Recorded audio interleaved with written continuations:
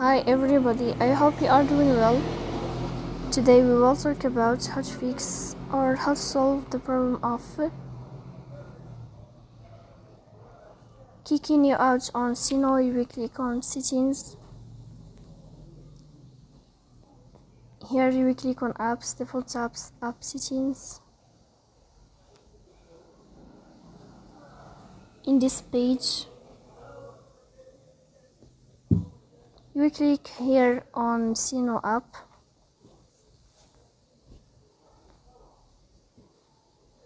Then we click on first stop and you will click OK.